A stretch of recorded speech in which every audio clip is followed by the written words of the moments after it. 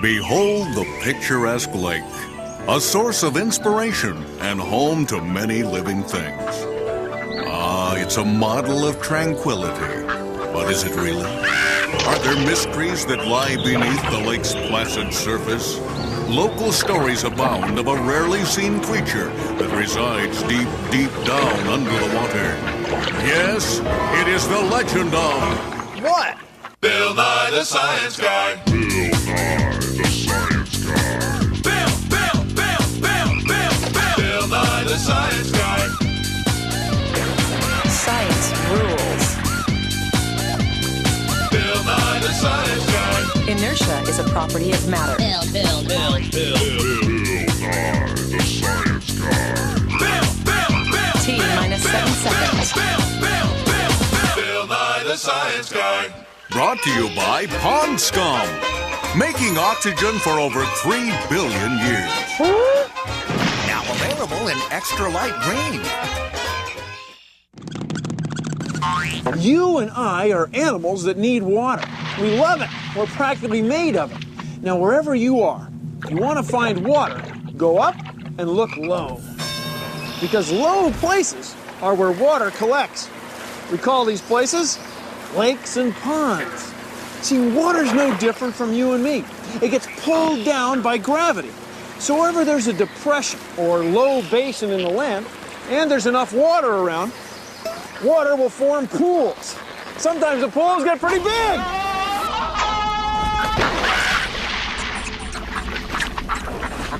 To make a lake, we need a depression, a big basin, a swale, a dip.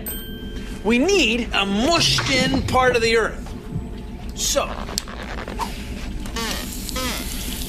gravity pulls glaciers downhill.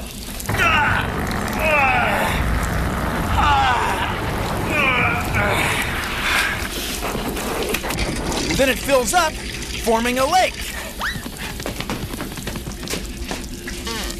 Earthquakes can slough off huge chunks of land, leaving a basin that fills up to form a lake. Meteorites can make big holes.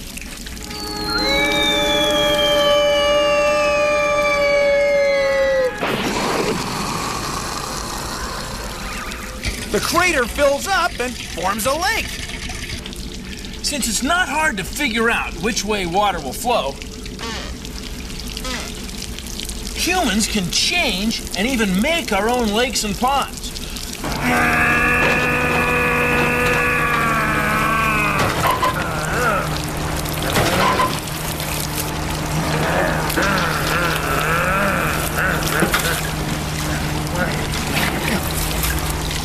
And since they're full of water, lakes and ponds have fabulous ecosystems like we don't find anywhere else.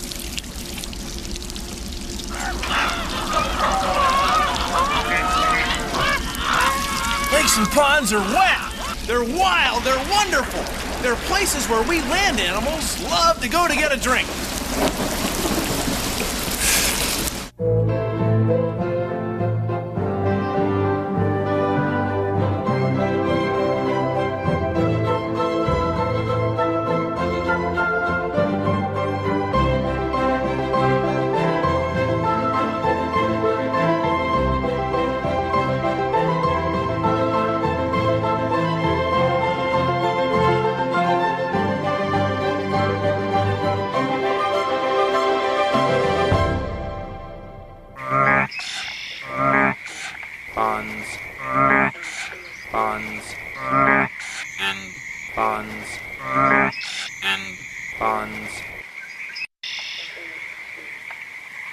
Let's say you find yourself in the middle of a body of water surrounded by land.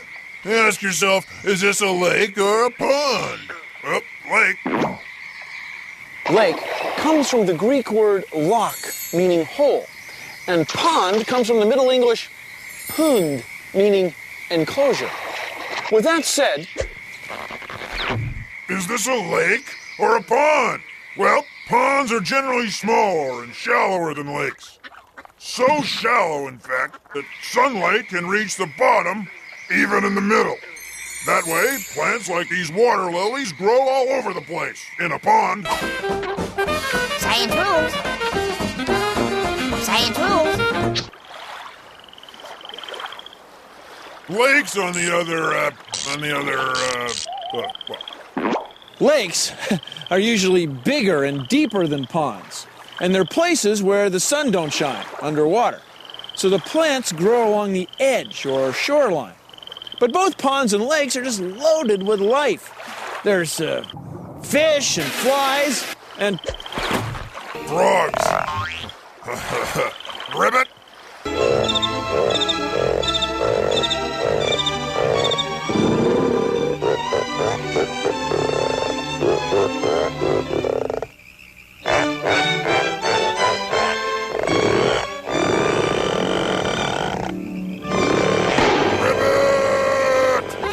Science.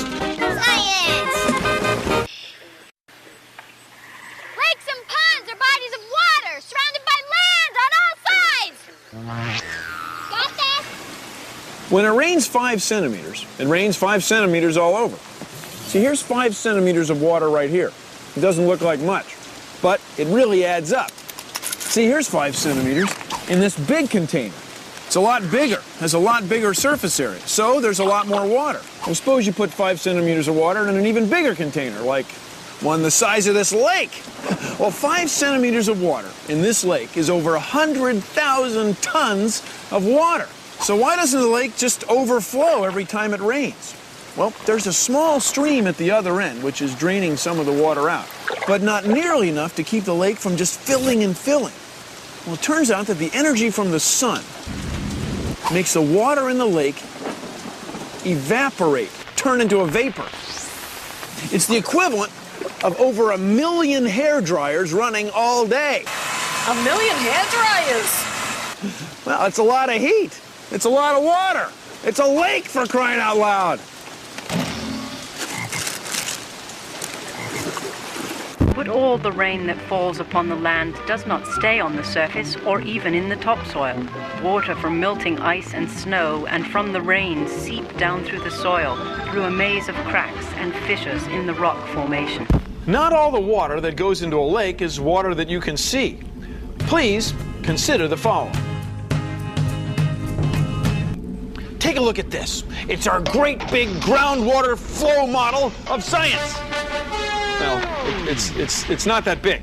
And let me put some ink in here so you can see the flow of water underground. Now I'll turn on the rain. Let's say that this little puddle is a lake, Lake Little Puddle. It's filling up with water that's flowing over the ground from rain, rivers and streams. But it's also filling up with water that goes underground. Just as streams on the surface of the land grow as they are fed by rain and tributaries, so do underground streams grow as they flow along. As this part of the soil fills with water, the water flows this way and soaks right through the lake bottom, filling it up. Not only does the water flow this way, it also goes down. It flows through different layers of rocks and soil. Now, as the water flows through different levels of different densities, it often changes direction. Wherever the level of the water ends up, we call that the water table. And the rocks and soil that are holding the water, we call the aquifer. That's from old words that mean water carrier. When the water table's high, lakes fill up a little bit. When the water table's low and the ground is dry, lakes leak. See, a lot of the water that ends up in lakes and ponds comes from underground. It's groundwater. Well, thank you for joining me on Consider the Following.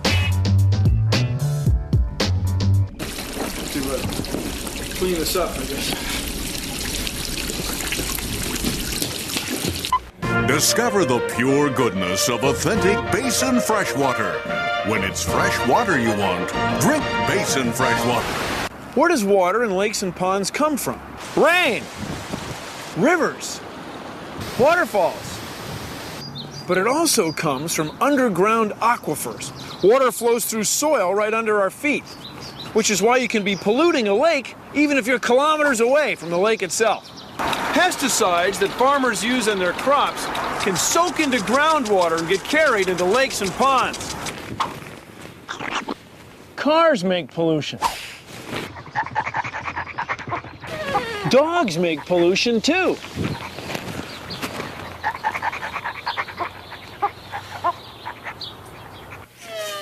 Look, water runs downhill.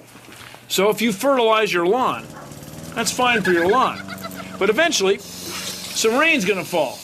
And when it does, some of that fertilizer is gonna get washed into a lake.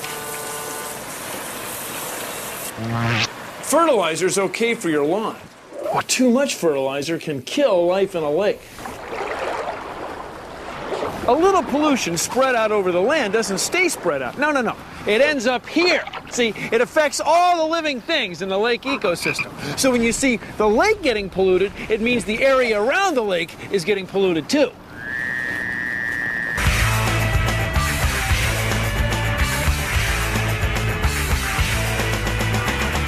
I'm Andrea Leslie, and I'm a freshwater ecologist. Lakes and ponds are affected by air pollution through acid rain from cars and industry. And we measure these effects. Even here at Mountain Rainier National Park, which is a very wild and pristine area. To study ponds and lakes, people take samples of water and look at water chemistry. They look at how the soil in the pond is formed, whether it's sandy or silty, and they look at animals such as invertebrates and salamanders and fish, as well as plants and algae. This looks like a bunch of sticks, but it's actually the house of a little insect called a caddisfly. An insect community or an other invertebrate community can reflect how healthy a pond or a lake ecosystem is.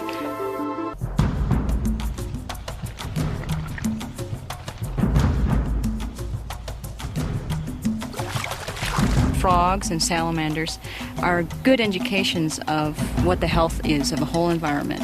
So if we've got declining amphibian populations, we might have to worry about ourselves because the environment is changing around us.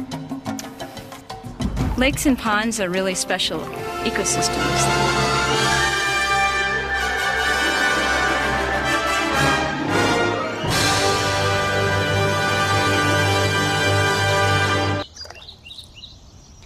This may seem like just a jar of pond water, but it's more than that. It holds the key to all pond life. It's full of microscopic plants and animals that help provide food for every living creature in the pond. Don't believe me? No, I don't. Well, look. Take a clump of algae. Right. Put it on a slide. Put some pond water on there. Naturally.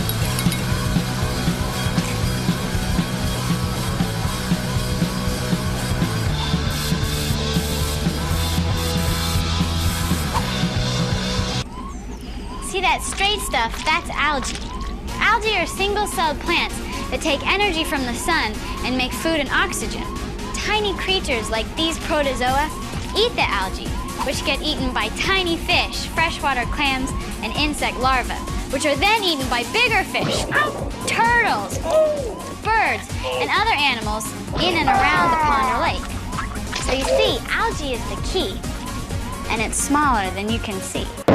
Even a single drop of pond water revealed forms of life never before seen.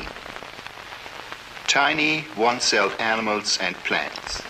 Life. See this? It's salt. This is the Great Salt Lake. What's so great about the Great Salt Lake? 2 million tons of water flow into the lake every year, and no water drains out. What could be greater than that? It works like this. Water carries minerals, like salt, into the lake. And since there are no rivers or streams to carry the salt away to the ocean, the lake stays salty. It's the Great Salt Lake. That's pretty great. Now, here are some of the inhabitants of the freshwater pond. Pond and lake life is layered. Some plants and animals, like these whirligig beetles and water striders, live on the surface. A lot of the times, they never even get wet. Below the surface, tiny plants and animals called plankton can be found in every part of the water where sunlight reaches. Below that, it's dark and cold, and there isn't a lot of food. So bigger animals that can move around, like fish, giant water bugs, or tadpoles, live here and come up into the food-rich top layer, while crayfish, leeches, clams, and certain insect larvae live in the mucky bottom. The mucky bottom. There are many species down there, but it's one lake, but it's made up of different worlds. This beaver is as busy as a beaver making his home. But he's making more than that. He's also making a dam that will stop the flow of water and turn an ordinary stream into an extraordinary ecosystem called a pond. Here! Over here! Bill? Right here. Where are you? It's Bill! Where? Nye, the science guy, up here. Where the heck are you, Bill? Back the other way. I can't see you. Yeah, Bill? up here. Where? Where? Right here. Huh? See, when humans dam up a river, oh, there you are. We often create a lake. This is Grand Coulee Dam. And behind it is Lake Roosevelt. It's a pretty young lake, really. Only about 50 years old. See, before the dam was built, the Columbia River flowed right through this valley. Then when the dam went in, the flow of the river was blocked, and a lake formed. It turned the river bed into a lake basin. Now, Roosevelt Lake, Lake Roosevelt, is a big lake. Big! It's huge. I mean, it's really big. Big! It's gigantic. It's enormous. It's huge. It's 100,000 soccer fields put together. Big! 100,000? That's right. 100,000 soccer fields big. And we built it. We humans. Now, when we do something like this, it's not without costs. I mean, people who lived near the old riverbank had to move. But in return, we all get electricity, water for irrigation, and of course, recreation. Rowing, skating, sailing, diving, water sitting. Ever heard of the Great Lakes? yes, these are the truly Great Lakes. There are 5 of them. Huron, Ontario, Michigan, Erie, Superior. They're pretty easy to remember. Homes, not bad. Now the Great Lakes are big, big, big, big, big, big, big. Largest of all chains of inland seas. You can't see from one side to the other, they're so big. They and their connecting locks and waterways extend from the prairie lands of Minnesota and the head springs of the Mississippi, eastward 2,000 miles to the tidal mouth of the St. Lawrence. But there's another lake that's bigger than all of the Great Lakes put together. Lake Baikal in Siberia is over 1,700 meters deep. It's huge. It has more water than all of the Great Lakes combined.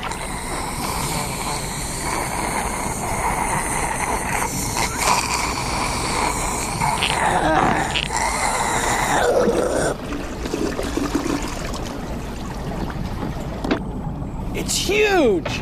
It's enormous. To get to Lake Baikal, you just go to Ulaanbaatar and head north to get to Ulan-Ude and hang a left. Can't miss it. Oh, if you end up in Usalye-Sirskoye, you've gone too far.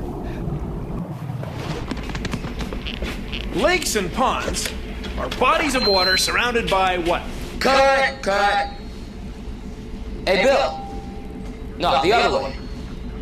Hey, come here, please. We need you. Hurry up, come on.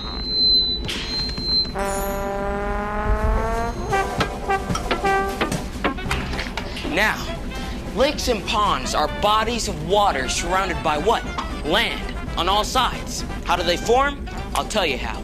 6, count them, 6 ways how lakes and ponds form. First, glaciers kind of carve a basin. Second, earthquakes or volcanoes make a hole. Third, twisty rivers sometimes get pinched off. These lakes are called oxbow lakes. Pretty cool, huh? You know. Fourth, beavers. I mean, these critters build dams in streams or rivers which make them overflow into a lake or a pond. Now, fifth, people. We build dams and create lakes and ponds. We use the water for livestock, power, or recreation. Look out, Grandma! Now, six. This is the good one, all right? Meteors. Blammo! Cruising in from outer space, huh? Not that bad, huh? Any questions? Hey, Chase! Chase! I'm floating on a lake, or maybe it's a pond, it's a pond, it's a pond. I'm a mighty fond of the lakes and ponds. I'm a mighty fond of the lakes and ponds. Taking a look around, cause the animals all abound in the water, on the shore, in the mud down below. Hey!